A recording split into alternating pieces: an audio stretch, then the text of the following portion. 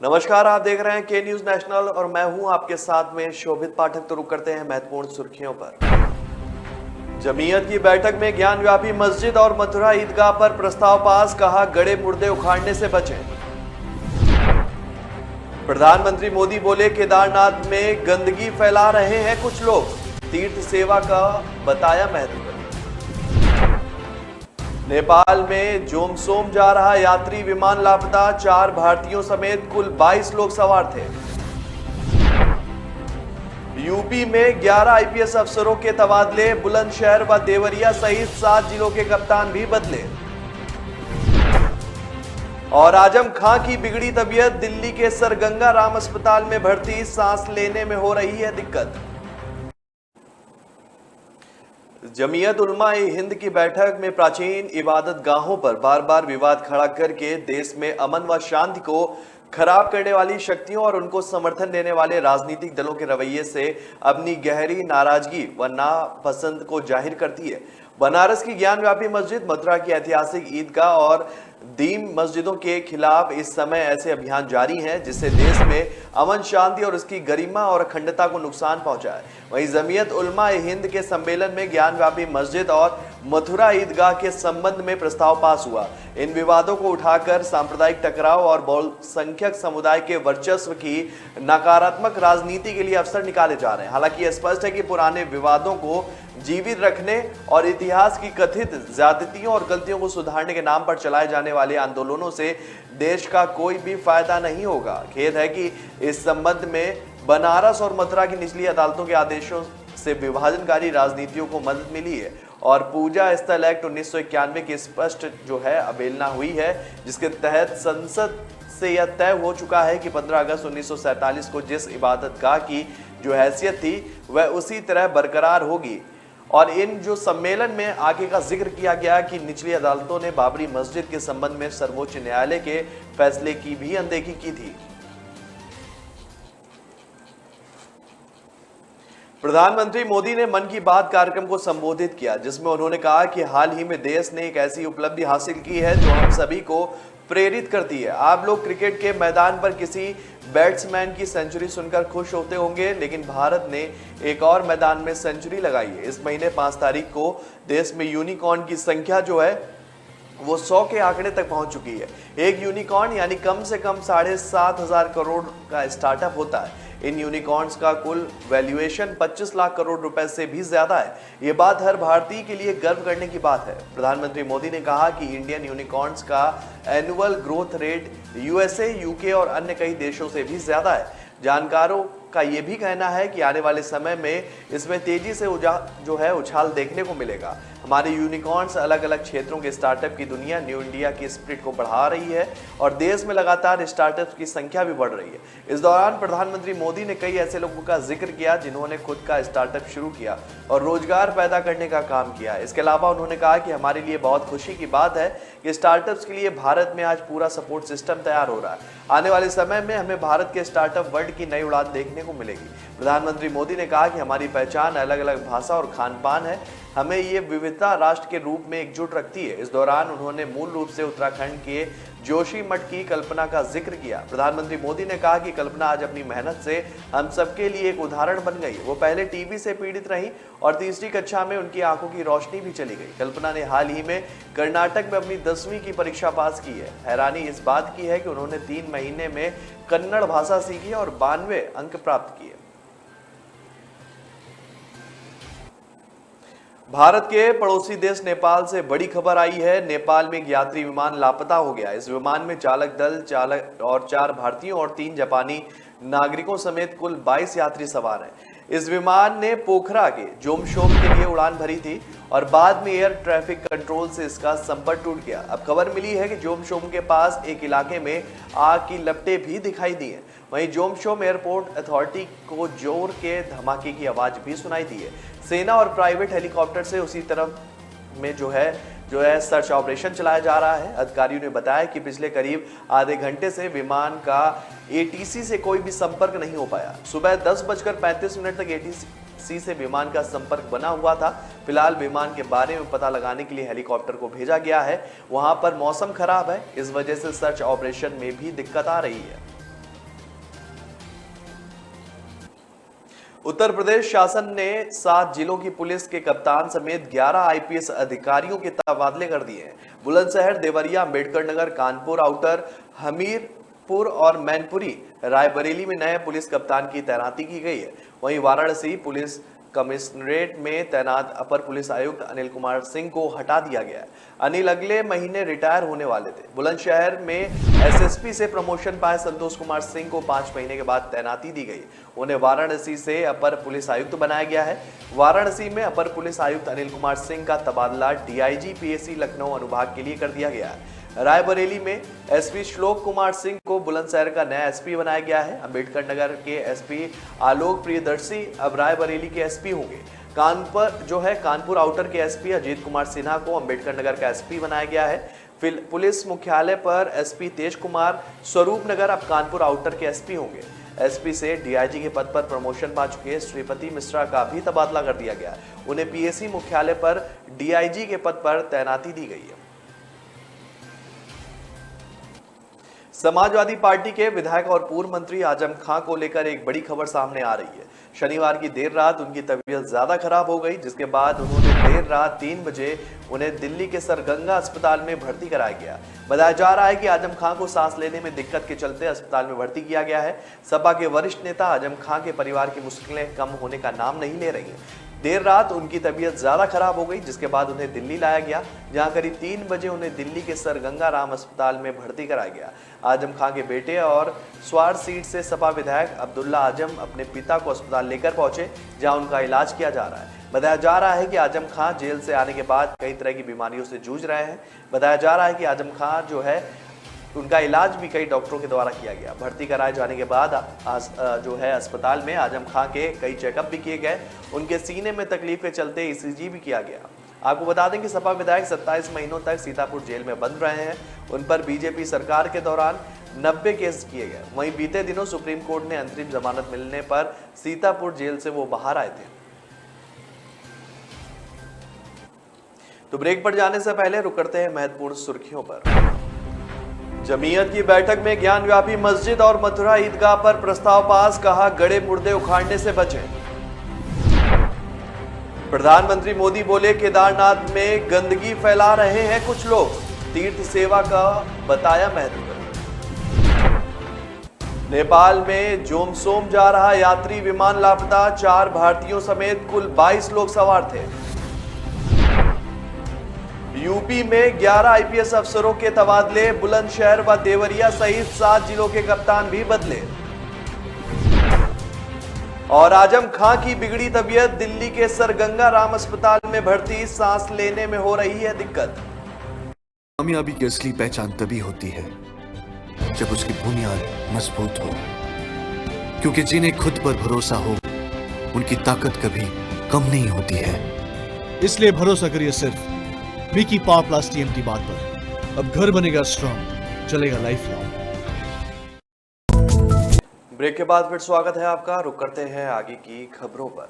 अगले महीने राज्यसभा के लिए चुनाव होने जा रहे हैं और इसके लिए तमाम राज्यों में राजनीतिक दलों की ओर से उम्मीदवार घोषित किए जा रहे हैं। इसी क्रम में झारखंड में जो है मुक्ति मोर्चा और उसके सहयोगी कांग्रेस ने सभी अटकलों पर विराम लगाते हुए गठबंधन से एक उम्मीदवार उतारने का ऐलान किया। ये जानकारी आज दिल्ली में कांग्रेस अध्यक्ष सोनिया गांधी से मिलने के बाद मुख्यमंत्री हेमंत सोरेन ने दी है। झारखंड में 10 जून को राज्यसभा की 2 सीटों के लिए मतदान होना है और इसी दिन परिणाम भी घोषित किए जाएंगे। सीएम हेमंत सोरेन ने कहा है कि मैं सोनिया गांधी से मिलने और राज्यसभा चुनाव और अन्य मुद्दों पर चर्चा करने के लिए दिल्ली आया था और झामुमो कांग्रेस गठबंधन से एक उम्मीदवार खड़ा किया जाएगा और झामुमो और कांग्रेस में कोई मतभेद नहीं है।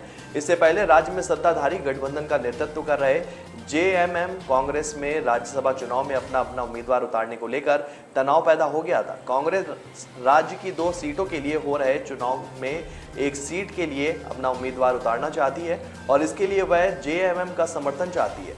82 सदस्यीय झारखंड विधानसभा में 81 निर्वाचित सदस्य होते हैं और लेकिन इस समय झारखंड विकास मोर्चा से कांग्रेस में गए विधायक बंधु तिर्की की सदस्यता आय से अधिक संपत्ति मामले में 3 साल की कैद की सजा पाने के बाद खत्म हो चुकी है, जिसके चलते विधानसभा में मतदान करने योग्य कुल सदस्यों की संख्या 80 ही रह गई है। इसलिए राज्य की वर्तमान विधानसभा में जो है 26.67 मत पाने वाले उम्मीदवारों का राज्यसभा में जाना तय माना जा रहा है। उत्तराखंड में चंपावत विधानसभा सीट पर 31 मई को उपचुनाव होना है। आज चुनाव प्रचार का आखिरी दिन है। ऐसे में पार्टी ने अपनी पूरी ताकत झोंक दी है। यहां से खटीमा से विधानसभा चुनाव हारे राज्य के मुख्यमंत्री पुष्कर सिंह धामी चुनाव मैदान में है। उनके खिलाफ कांग्रेस की निर्मला गहतोड़ी चुनाव लड़ रही है। इन दो नेताओं के बीच ही मुख्य मुकाबला है। इस बीच सीएम धामी ने चुनाव को लेकर बड़ा दावा किया है। सीएम ने आज खटीमा में कहा कि 31 मई का लोग इंतजार कर रहे हैं और आज चुनाव प्रचार का अंतिम दिन है। आज हमारे सभी कार्यकर्ता, पदाधिकारी आदि सभी लोग जो है वो चंपावत विधानसभा की अतुल्य जनता से उनके मत और समर्थन के लिए जा रहे हैं। मैं स्वयं भी जा रहा हूं। मुख्यमंत्री ने कहा, मैं कोशिश कर रहा हूं कि हर एक मतदाता से मिलूं। सभी से निवेदन कर रहा हूं कि 31 मई के दिन को मतदान उत्सव दिवस के रूप में मनाएं और 100% मतदान के लिए बाहर आए, ताकि जो है इससे पहले कल यानी कि शनिवार को यूपी के सीएम योगी आदित्यनाथ भी धामी के लिए चुनाव प्रचार करने पहुंचे थे।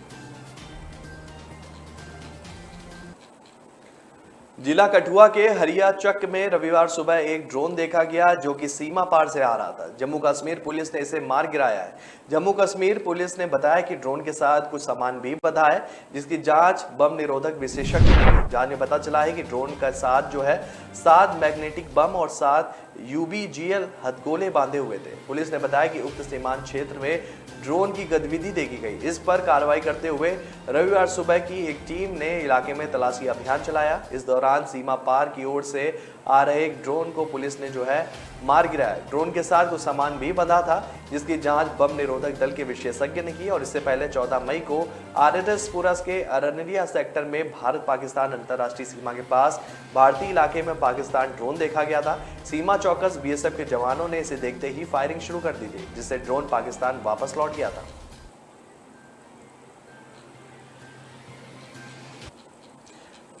दक्षिणी कश्मीर में अनंतनाग जिले के बिजबिहाड़ा में शाम सुरक्षा बलों ने हिजबुल मुजाहिदीन के 2 आतंकियों को मार गिराया। मारे गए आतंकियों से हथियार बरामद किए गए हैं। दोनों कई आतंकी घटनाओं में भी शामिल थे। हिंसा की आशंका में बिजबिहाड़ा तथा आसपास के इलाकों में मोबाइल इंटरनेट सेवा ठप कर दी गई है। घाटी में लगातार चौथे दिन मुठभेड़ हुई और पुलिस ने बताया कि बिजबिहाड़ा में के शीतपोरा में आतंकवादियों की मूवमेंट की सूचना मिली थी। इस सूचना के आधार पर पुलिस ने सेना और सीआरपीएफ के साथ मिलकर इलाके की घेराबंदी कर तलाशी अभियान शुरू किया। इस दौरान एक मकान में छुपे आतंकवादियों ने सर्च पार्टी पर ताबड़तोड़ फायरिंग शुरू कर दी। जवाबी कार्रवाई में शुरू हुई मुठभेड़ में 2 आतंकियों को मार गिराने में सफलता मिली। आईजी कश्मीर विजय कुमार ने बताया है कि मारे गए आतंकियों की शिनाख्त अनंतनाग के चकवागुड़ के इशफाक अहमद डार व अवंतीपोरा के डोगरीपोरा के यावर अयूब के रूप में हुए। दोनों हिजबुल से जुड़े हुए थे। दोनों कई आतंकी घटनाओं में भी शामिल थे। घाटी में शनिवार को लगातार चौथे दिन भी मुठभेड़ हुई और 4 दिनों में सुरक्षा बलों ने 12 आतंकियों का काम तमाम कर दिया है। इसमें 7 लश्कर तैयबा, 3 जैश ए मोहम्मद और 2 हिजबुल मुजाहिदीन के आतंकवादी थे।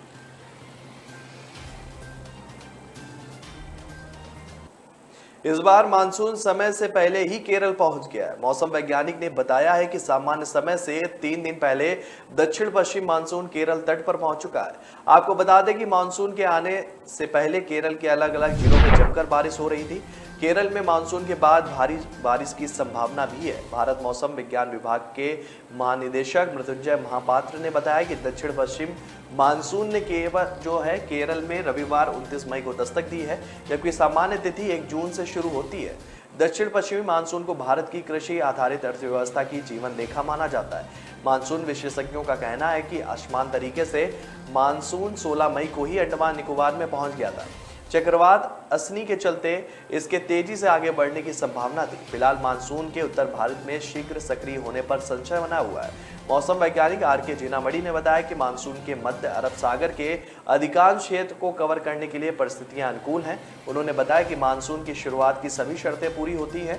यह दक्षिण अरब सागर, लक्षद्वीप और केरल के अधिकांश हिस्सों में आगे बढ़ेगा। इसके अलावा कर्नाटक, तमिलनाडु, बंगाल की खाड़ी, पूर्वोत्तर राज्य के अधिक से अधिक हिस्सों को भी कवर करेगा। तो ब्रेक पर जाने से पहले रुक करते हैं महत्वपूर्ण सुर्खियों पर। जमीयत की बैठक में ज्ञानव्यापी मस्जिद और मथुरा ईदगाह पर प्रस्ताव पास, कहा गड़े मुर्दे उखाड़ने से बचें। प्रधानमंत्री मोदी बोले केदारनाथ में गंदगी फैला रहे हैं कुछ लोग, तीर्थ सेवा का बताया महत्व। नेपाल में जोमसोम जा रहा यात्री विमान लापता, 4 भारतीयों समेत कुल 22 लोग सवार थे। यूपी में 11 आईपीएस अफसरों के तबादले, बुलंदशहर व देवरिया सहित 7 जिलों के कप्तान भी बदले। और आजम खां की बिगड़ी तबीयत, दिल्ली के सर गंगा राम अस्पताल में भर्ती, सांस लेने में हो रही है दिक्कत।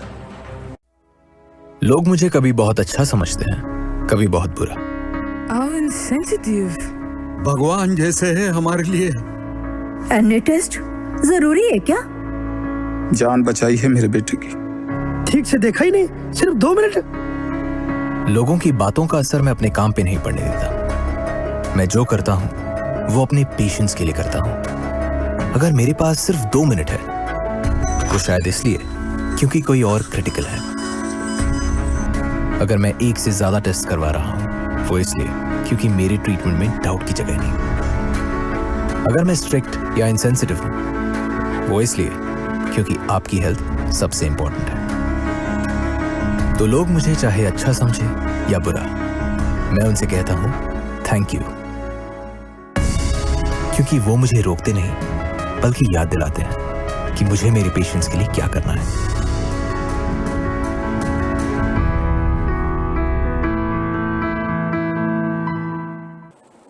ब्रेक के बाद फिर स्वागत है आपका। रुक करते हैं आगे की खबरों पर।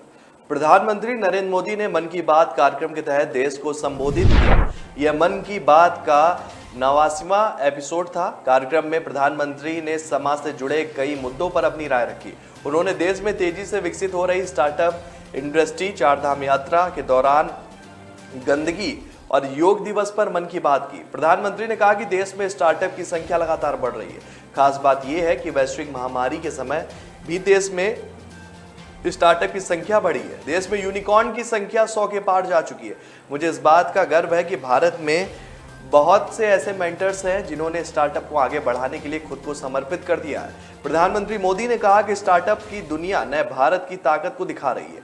आज भारत का स्टार्टअप सिर्फ बड़े शहरों तक ही सीमित नहीं है, छोटे छोटे शहरों और कस्बों में भी लोग सामने आ रहे हैं। इससे पता चलता है कि भारत में जिनके पास इनोवेटिव आइडियाज हैं वे वेल्थ बना सकते हैं। मन की बात कार्यक्रम में पीएम ने कहा कि हमारे देश में कई सारी भाषाएं, लिपियों और बोलियों का समृद्ध खजाना है। अलग अलग क्षेत्रों में अलग अलग पहनावा, खान पान और संस्कृति, यही हमारी पहचान है। ये विविधता और एक राष्ट्र के रूप में हमें अधिक सशक्त करती है और एकजुट भी रखती है।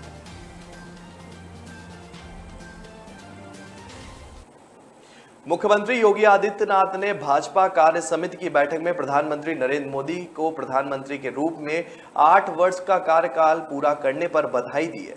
बैठक में अपने संबोधन में उन्होंने 2024 के आम चुनाव में यूपी में 75 सीटें जीतने का लक्ष्य रखा है। योगी ने कहा कि 2024 के संकल्प को साकार करने के लिए कार्यकर्ताओं को अभी से प्रयास शुरू करना होगा। उन्होंने कहा कि कोरोना काल में सेवा कार्य, कोरोना प्रबंध के साथ केंद्र व प्रदेश सरकार की योजनाओं का लाभ जनता को पहुंचाने का लाभ यूपी के चुनाव में मिला है। अब 2024 के लोकसभा चुनाव की जमीन अभी से तैयार करनी होगी। मुख्यमंत्री ने कहा कि काशी अब पीएम मोदी के विजन के अगुवाई नई अंगड़ाई ले रही है। पहले प्रदेश में लाउडस्पीकर दंगे, अराजकता और तनाव का कारण बनते थे। यह भाजपा सरकार के सुशासन का ही परिणाम है कि 70,000 लाउडस्पीकर धार्मिक स्थलों से हटाए गए या उनकी आवाज को परिसर तक ही सीमित कर दिया गया। उन्होंने कहा कि यूपी सरकार ने संकल्प पत्र की घोषणा के अनुरूप हर परिवार के एक व्यक्ति को रोजगार देने की कार्रवाई को आगे बढ़ाया है। बैठक में भाजपा के प्रदेश अध्यक्ष स्वतंत्र देव सिंह, उप मुख्यमंत्री केशव प्रसाद मौर्य, ब्रजेश पाठक, संसदीय कार्य मंत्री सुरेश कुमार खन्ना के साथ अन्य लोग भी मौजूद हैं।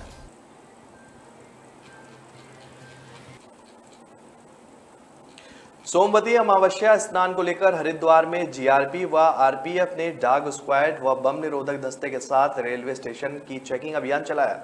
इस दौरान रेलवे स्टेशन पर बैठे यात्रियों के बैग की तलाशी भी ली गई। वहीं कई संदिग्ध से पूछताछ भी की गई। कुछ दिन पहले हरिद्वार समेत कई रेलवे स्टेशनों को बम से उड़ाने की धमकी मिली थी, जिसके बाद जीआरपी व आरपीएफ पूरी तरीके से सतर्क हो गई है। सोमवार को होने वाले सोमवती अमावस्या स्नान को लेकर जिला प्रशासन ने मेला क्षेत्र को सुरक्षा और व्यवस्था की दृष्टि से 5 सुपर 16 जोन और 39 सेक्टरों में बांट दिया है। स्नान की तैयारियों को लेकर जिलाधिकारी विनय शंकर पांडे, एसएसपी डॉक्टर योगेंद्र सिंह रावत ने समीक्षा बैठक की। एसपी सिटी को नोडल अधिकारी नामित किया।